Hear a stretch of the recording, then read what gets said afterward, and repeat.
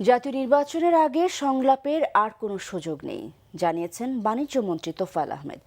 Debate for ডেমোক্রেসির আয়োজনে ছায়া সংসদ বিতর্ক অনুষ্ঠানে যোগ দিয়ে তিনি বলেন, বর্তমান সরকারের অধীনে নির্বাচন কমিশন একাদশ জাতীয় নির্বাচন করবে।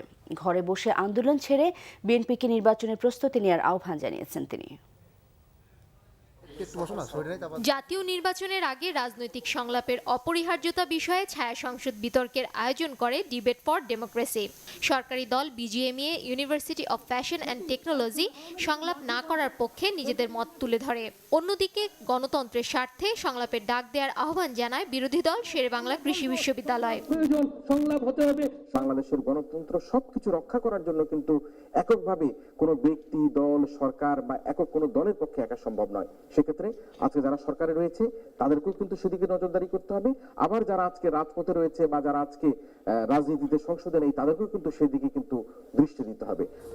অনুষ্ঠানের প্রধান অতিথি বাণিজ্যমন্ত্রী তোফায়েল আহমেদ বলেন, 2014 সালের নির্বাচনের আগে প্রধানমন্ত্রী বিরোধী দলীয় নেতাকে সংলাপের আমন্ত্রণ জানিয়েছিলেন। এমনকি নির্বাচনকালীন সরকারে 5 জনকে মন্ত্রী করার প্রস্তাবও দেওয়া হয়েছিল। সেসব সুযোগ তারা নেননি, তাই এবার আর সংলাপ চায় না সরকার। বেগম খালেদা জিয়ার কনিষ্ঠ পুত্রের মৃত্যুর পরে গিয়েছিলেন সমবেদনা জানাবার জন্য। আপনি তাকে সমবেদনা জানাবার জন্য সুযোগ দেন নাই।